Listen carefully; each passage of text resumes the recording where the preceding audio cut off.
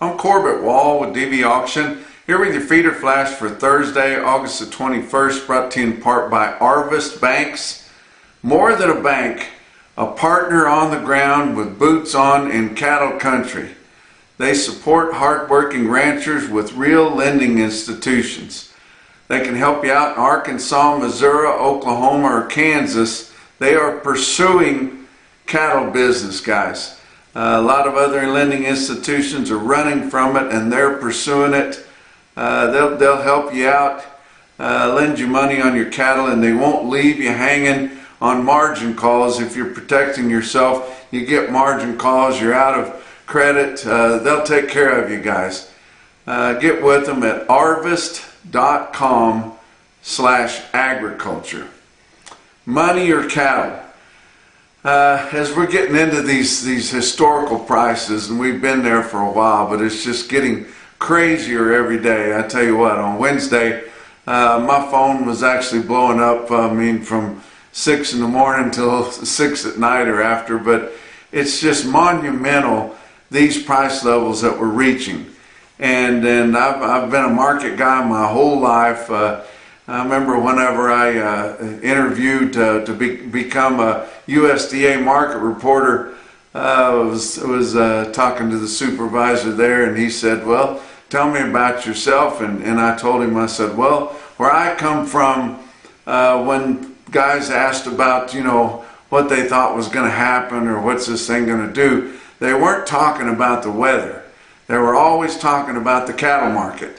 And I've been that way my whole life, always talking about the cattle market with whoever wanted to listen.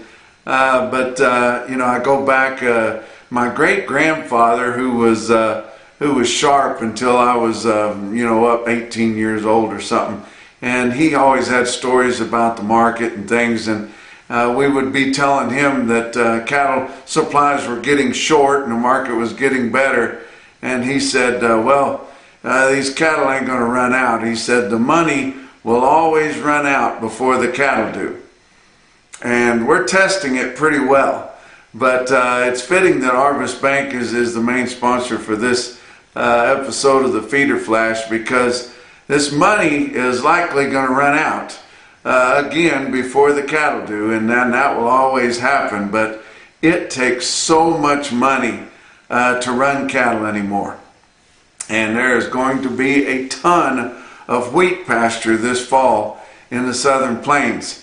And I don't think guys are going to be able to get enough money to buy these high cattle to stock all those wheat pastures. And the cattle are going to be short also, which is why they're so high. But it is just getting hard to find financing out there to operate. I was talking with a friend of mine there over the weekend, and this guy's well established, got a lot of equity in his operation, and he's been having trouble finding financing for cattle. And he had a young banker come to him and wanted his business, and said, "Hey, come give me a try. I'll work with you, And he came and gave his file to him and looked, he looked it over there, and he said, "Hey, I think we can do a lot of business here." He was willing to let him borrow $300,000, and this guy's a big operator, and I'm going to give him $300,000 line of credit for cattle. And he was like, "Gee, thanks. Now I don't have to peddle dope on the streets anymore." You can't buy a load and a half of cattle with $300,000 anymore, and he's got a lot of pastures to stock. And it's just going to be, we're going to see that a lot more coming down the road as high as these cattle are, guys. And the interstate cheap either. It should be cheaper, but they don't seem to lower it. It's getting frustrated, or people are getting frustrated because this inter should be dropping. It's still not dropping. That's been a big deal with the administration here, as we can't seem to get this inters cut down a little more. Trump thinks it ought to be lowered a whole lot. But it costs a lot of money, and feed's cheap, that's great. Forage is cheap, that's great. Demand for cattle is good, but it still takes money.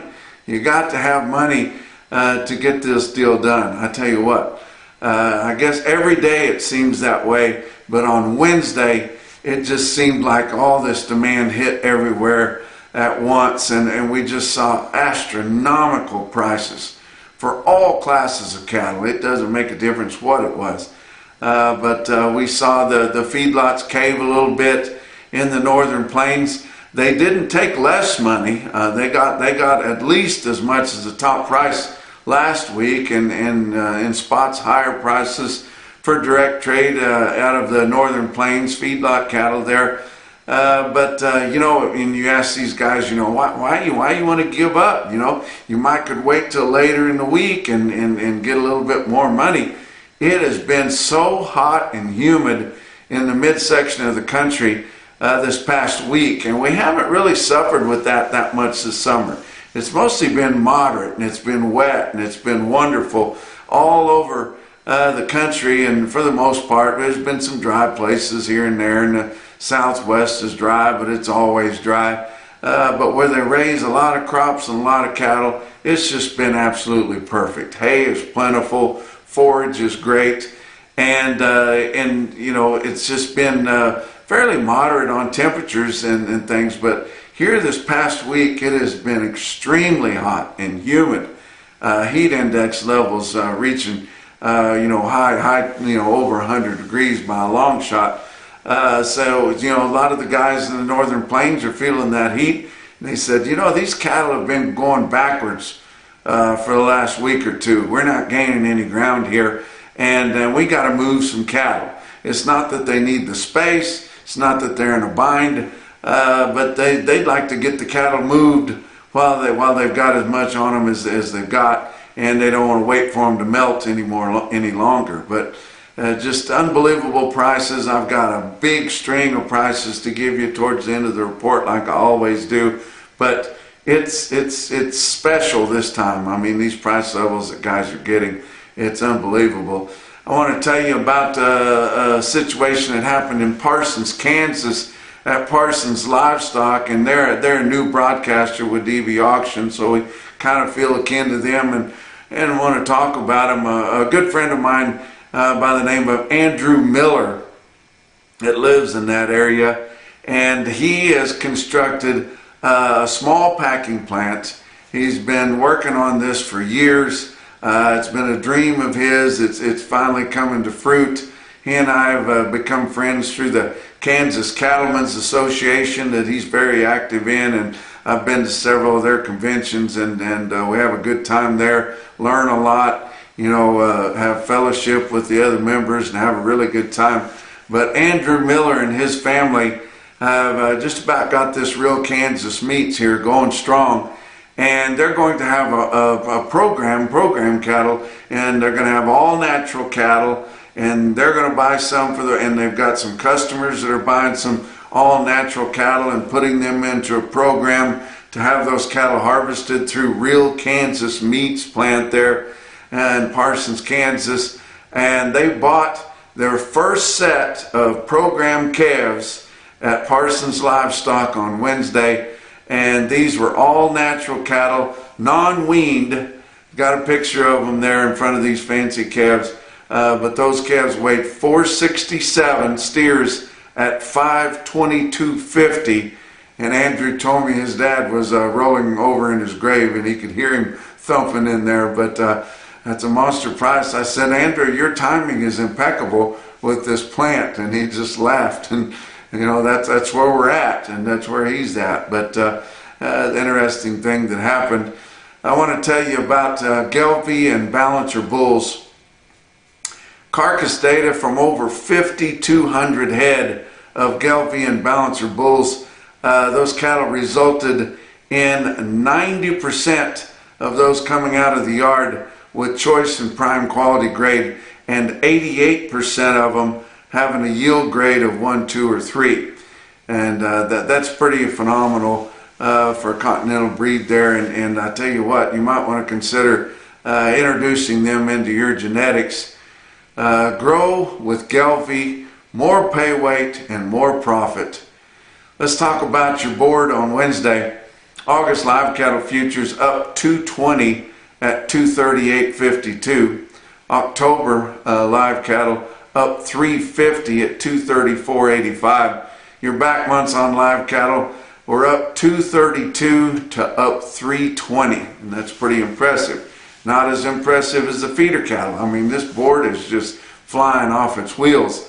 August feeder cattle contracts up 522 at 355.77, and that's right up there with your real-time index, which is up to date and current, far surpassing the CME cash feeder cattle index. It's only about a day and a half behind, but it seems like it's left way back in the historic times. September feeder cattle up 567 at 358.10. It's going to get even better, guys. And your back months were all higher, from 515 higher to up 562. Talk about your grains. December new crop corn up a penny at 404 1/4. November new crop beans up 1 3/4 cents at 1035 1/2. And hard red winter wheat for September up a half cent a bushel at $5 a bushel. Fed cattle trade did see some trade, like I mentioned, there in the northern plains on Wednesday, and it seems kind of early because we've been looking at Friday and Saturday trade here recently. But like I said, I mean, this humidity and heat is sapping those cattle. Iowa sold 2,800 head. They sold quite a few late Tuesday. They've already sold 5,800 for the week. Live price on Wednesday and Tuesday, for that matter, was at 245. That's the extreme top of last week. And dress sales from 380 to mostly 385. Nebraska has already sold 12,900 head, and that was on Wednesday. They've sold 14,700 for the week so far. They did have a few late Tuesday sales at 243. On Wednesday it was all 245. And the dressed, we saw a price that we've never seen before, 380 to 392. We had 390 on a few last week, but 392 this week, but it was heavy on the 385. Kansas sold about 600 head confirmed on Wednesday at 237, and that is off the top of what last week's price trend was. Of course, Texas hasn't sold any direct negotiated cattle for quite a while, and they haven't sold any yet this week. Couple of fat cattle auctions. Sioux Falls Regional Livestock in Worthing, South Dakota. They had 1,150 head at their slaughter cattle auction on Wednesday. The fed cattle sold $3 to $5 lower. They didn't have many overnight cattle because of the heat and humidity, even up there in Worthing, South Dakota. They had a lot of morning cattle there, and the weighing condition was not great for the buyers on those. The conventional fed cattle sold 243.5 to 249, and program cattle from 248 to 253.50. They did have dairy beef cross steers from 238 to 244. Another market at Glacial Lakes Livestock in Watertown, South Dakota. They had 550 head for their slaughter cattle auction. The market was steady on fed cattle. Conventional selling from 241 to 247.50, and a few program or just non-implanted cattle from 245 to 249. They had some straight Holstein steers sell from $2 up to $210, and big fat fed cows from $175 to $180. Box beef cutout values were mixed on Wednesday. Choice cuts were down $135 at $405.85. Selects were up $340 at $383.16. Talk about your slaughter. We're just kind of holding in this meager slaughter here. I think it's just enough to barely cover packers' needs, but they're not about to step it up any. 334,000 head estimated cattle slaughter up through Wednesday of this week. That was 1,000 less than last week at this point, and 27,000 less than a year ago at this point that week. Talk about what else is going on. Legacy Beef Co-op. Invest in the co-op that will own a 20% share in Cattleman's Heritage Beef Plant being constructed near Council Bluffs, Iowa. Secure harvest shares that will increase in value and be tradable. For more information, get a hold of James Timmerman at legacybeefcoop.com, and I'll attach that video interview I had with him once again so you can listen for more information on that. Talk about your feeder cattle market, brought to you by Specialty Risk Insurance. They're working to protect your investment. Your real-time index based on an 800-pound cash auction steer up through your middle 12 states late in the day on Wednesday after all your sales had concluded, sitting at $355.30. That was up $4.29, and that's a 7-day moving average, guys. Unbelievable. Your steer tracker that we have through Cattle Market Central there is the last 25 sales of index cattle over five head in a bunch was sitting at 362.52. It's gaining, guys, like crazy. Latest CME cash feeder cattle index sitting at 345.58, and it's got a lot of ground to catch up, and it will here in the next couple of days. Talk about your big sales on Wednesday. Of course, OKC West, El Reno, Oklahoma, their DVAuction broadcaster there. They have big sales at 8,300 this week with their Tuesday calf sale and Wednesday feeder sale. Feeders, and these are good quotes here, good trends from good federal state market news. Feeder cattle sold $5 to $10 higher this week. It was high last week, with spots as much as $15 higher. Tuesday at the calf sale, steer calves sold $2 to $8 higher. Heifer calves were $2 to $7 higher. And lightweight heifers $20 to $25 higher, conservatively, they said. And they also noted in El Reno that the cattle that didn't have a lot of hair had a pinch of cross in them. They were selling right up there with the top quality cattle. You can still feed them in the summertime in this hot weather. They also noted that the heifers were selling with very little discount to the steers. The Wednesday feeder sale was your superior standard, or superior steel sales, superior standard handling equipment stick out sale of the day. You check out this automated market report, you see there were no calves, it was just your big feeders. That's the way they do at El Reno. But on Wednesday, they sold 1,033 head of 7-weight steers. Average weight was 752 with a weighted average price of $372 smooth. 1,497 head of 8-weight feeder steers. They averaged 836 at 348.16, and 791 head of 9 weights averaged 923 at 336.36. Look at the heifers. I might mention that they had a monster quote, and it's the highest quote we've seen, I think, in the sale barns on 7 weights, on a big group of 7-weight steers. That 80 head of 731-pound steers bring 403 at OKC West. Look at the heifers. 380 head of 6-weight heifers average 639 at 378.46. 305 head of 7-weight heifers average 745 at 347.23. And 205 head of 8-weight heifers at El Reno, Oklahoma averaged 849 pounds at 321.85. Stick out quote, mostly due to the volume of the lot that I saw in El Reno on Wednesday, was 342 steers in one whack, weighed 910 pounds, and they bring 347.20. Talk about some other sales. Bassett Livestock Auction, they had a good sale there. It wasn't a lot, you know, they just finished having some of their biggest sales, but they had a lot of 10-weight cattle in Bassett on Wednesday. Look at these long strings. I mean, not just a load, but not just 2 loads, multiple loads in each one of these lots of 10-weight cattle.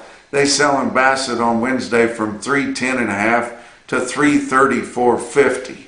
I want to give a quote that a friend of mine made on Wednesday. It was Clint Holting from Nazareth, Texas originally. He's got him a ranch put together, and he sold his steers right off the ranch there in Clovis Livestock Auction in Clovis, New Mexico. That's a place where you can't always yield the top prices that we've been seeing, but He sold 68 steers, weighed 783 in Clovis at 358, and I thought that was awful good.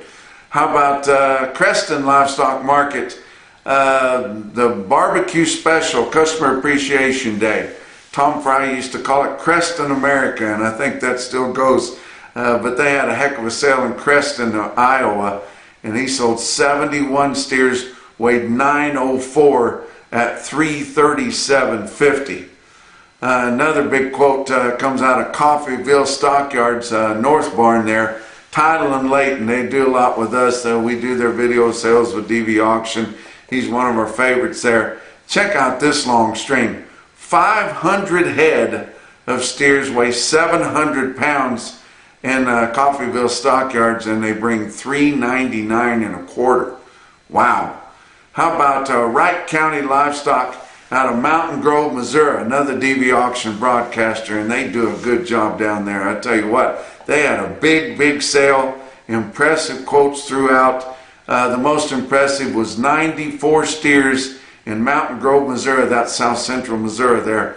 They weighed 520 pounds and bring $500.50 a hundred. Wow. But the most impressive quote that I saw anywhere in your Macrocin, no BS, top quote for the day, and our all-time high for 8-weight steers. It's a big one, guys. Come out of Decorah Sales Commission, Decorah, Iowa. It was Kirstein's steers right off the grass from Lancaster, Wisconsin. They had 125 head of 839-pound steers, bring $379.50. Follow that. And that's your feeder flash for Thursday. I'm Corbitt Wall with this feeder flash feature. I'm going to be interviewing James Timmerman here with Legacy Beef Cooperative and Cattlemen's Heritage Beef.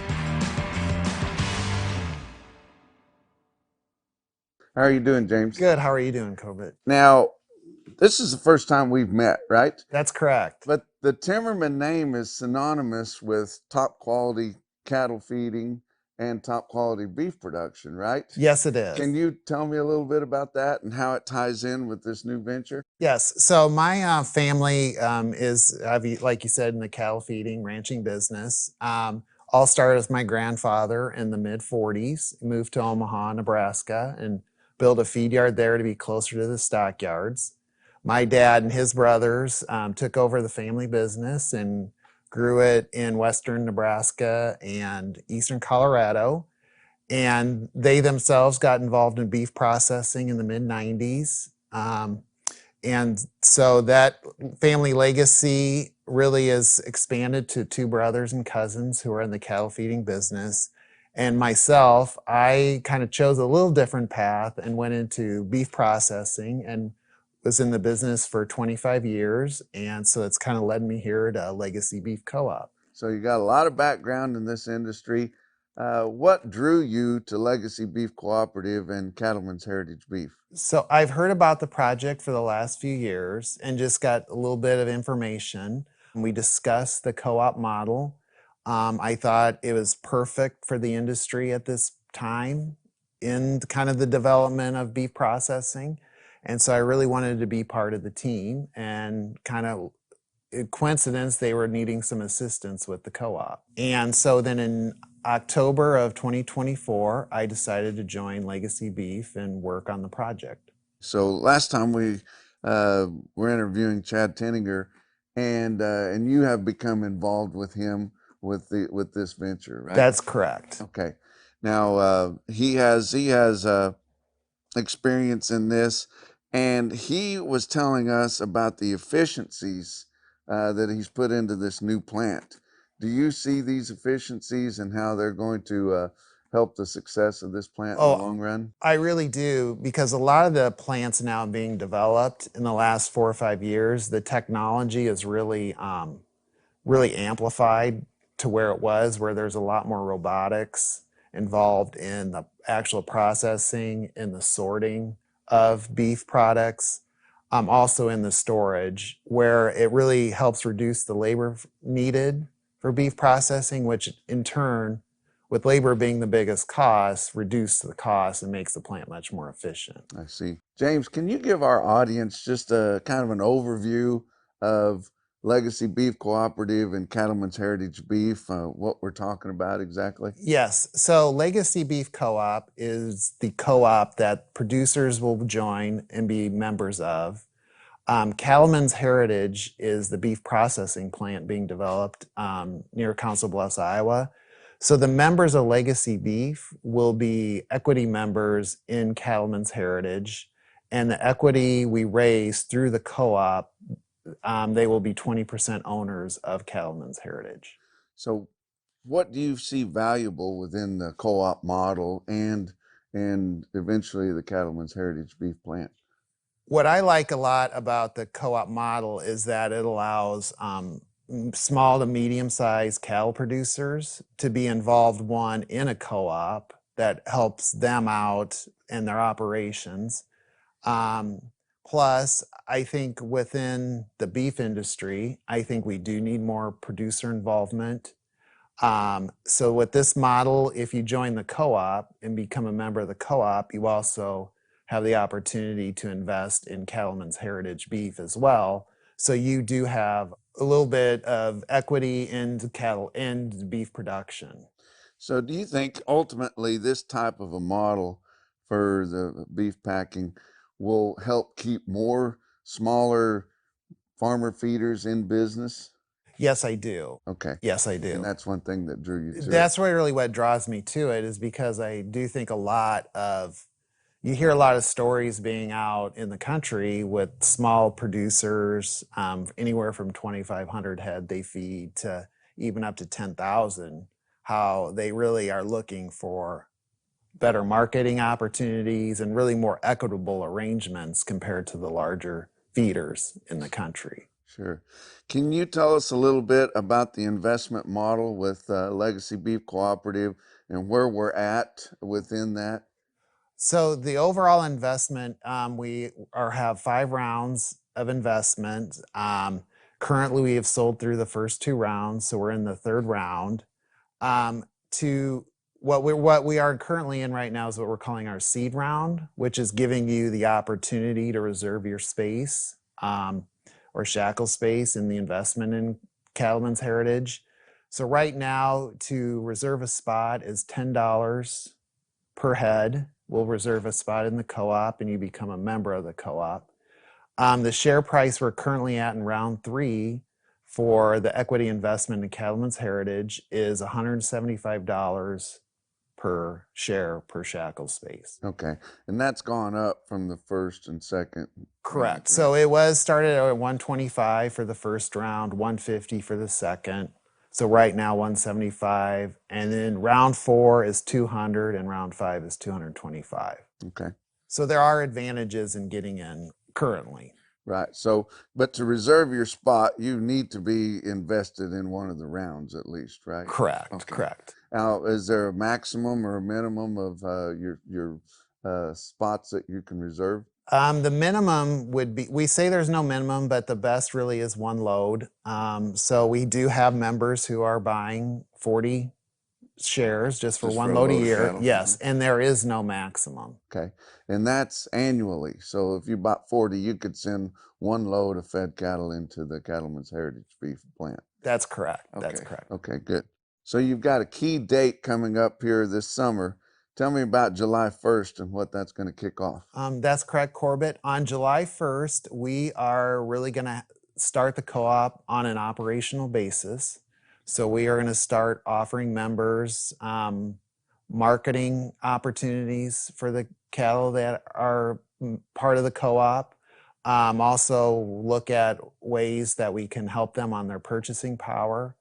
And really what the goal with that co-op starting on July 1st is really to give the small to medium producers put them on the same level playing field as the big feed yards. I see. So these shares, once you purchase them, they're going to have value, right? And will you be able to market them among other shareholders? Yes. So really the way we have it structured is that per share that you purchase, you are obligated to deliver the animal. Then if you feel like you cannot make the delivery, then you do have the ability to lease those shares out to other members of the co-op, that they can you can have some value owning these shares, and you can have cattle delivered on those shares. We've seen something similar to this with U.S. premium beef in Kansas. So, in that those shares have become pretty valuable. Do you see that happening with this venture? Yes, I do. Okay. Yes, I do. Okay, great. What kind of cattle are we looking to harvest at Cattlemen's Heritage Beef? Do you have a target? Currently, we don't have a specific target, but as most beef processors, we're looking for a high grade, high quality beef. But really, we're not going to specify exactly what we need to have delivered. So, James, this whole venture has kind of been based off of marketing the cattle off of the dressed beef price rather than the live market or the way some of your big four packers price the cattle or purchase the cattle. Can you tell us a little more about that? Yes. So we are looking for the pricing the cattle is using the USDA choice market as the base, and plan on gridding the cattle with premiums and discounts based off USDA choice, which is different than buying them live or buying them just dressed beef. Right. And the market's been really good. All-time record highs here posted within the last few months on every class of cattle that there is. But that's not going to last forever. That's correct. So That's correct. we may be able to insulate some of these producers from the downside of this going forward, don't you think? Yes, yes. We feel like, really with the pricing model we have in place for the cattle, it gives protection because you're going to be paid what the plant is selling you beef for. So you really get the true value of your beef. I see. So you're basically going to be sharing more of the pie than what cattle feeders are used to, the way things have been set up, right? Yes, that's correct. Great. Yes. So this is primarily set up for smaller feeders. Of course, a bigger feeder could get involved in it too. But how many cattle are we looking to harvest annually? So annually, we're looking to harvest about 525,000 head annually. So 2,000 head a day on one shift per day. So is that how many shares there's going to be put out then, is 525,000 That's correct. annually? Yes, Okay, yes. so all of those cattle. So you won't be having to get short of cattle and be looking for them. You'll know that they're coming. How will you schedule the cattle in? The way I look at it is that really once you know your cattle are ready to come in, you need to call us. We'll schedule based on really first come, first serve. If you call, we'll put up if we know the week your cattle are ready, we'll schedule them. But we also will probably need to go out on the market some in certain months, especially in the summer, to fill some gaps. To fill in some gaps. I see. Okay. Now, you're also looking at producers further in the line to maybe fill some of these gaps, and you've got a cow-calf program, or a cow-calf producer program. Can you tell us a little bit about that? Yes. So we are looking and visiting with cow-calf producers all throughout the country. And as you know, the market right now, they are selling their calves with a pretty good profit. But as we also know that the market there will be a downturn. So what we are really is targeting with cow-calf producers is that they become members of the co-op. They own the shares, so it really gives them a lot of flexibility based on the market. Either they can sell their calves like they currently are now, and then lease their shares out to the feeders who buy them. But then the cow-calf would still get benefits of ownership in terms of delivery fees and equity. But it gives them a little protection that if they want to retain ownership in their calves, they can feed them out and then have somewhere to go that will still give them a hedge and true value of what their carcasses are worth. Right. So Legacy Beef Cooperative has pretty much all been set up to get the investment and get the core to get Cattlemen's Heritage Beef going, right? Correct. Okay. And do we have a time frame on Cattlemen's Heritage Beef when we think we would have that going and could start harvesting some cattle? Currently, we are still scheduled to start groundbreaking towards the end of this year, which would really, it's a 2-year construction project, so probably the beginning of 2028. But as we explore market conditions, especially in the next few months, and look at heifer retention, we do also have the ability to delay a little bit and open when the market conditions seem more advantageous. As tight as packer margins are right now, I wouldn't blame you by Yes. dragging your feet just a No. little bit. So might be better for the whole project if you do. Yes, yes. But it's just it's right on the horizon here. I mean, it'll be here before you know it. That's correct. That's correct. Okay. So of the 5 rounds of investment, we've made it through the first 2, and then we're working on the 3rd round. How much longer do you think it'll take to finish that up? Well, our goal for the next round really is to have it completed by July 1st, Okay. and then move on to the next. I see.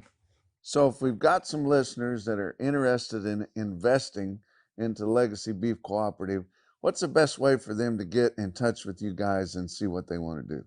Well, the best way to get a hold of us is go to our website, which is www.legacybeefcoop.com, and there is a submission form where you can send us your information. You can email me directly at james@legacybeefcoop.com, or call me at 531-375-6559. Well, we're moving right along on this Legacy Beef Cooperative investment, and it won't be long before we're going to have groundbreaking on this Cattleman's Heritage Beef Plant. It's an exciting new venture, the efficiencies we've talked about, and it was great to get to talk to you and learn more about this project. Oh, thank you very much. I'm glad I could share it with you. Until next time, I'm Corbitt Wall with this Feeder Flash feature.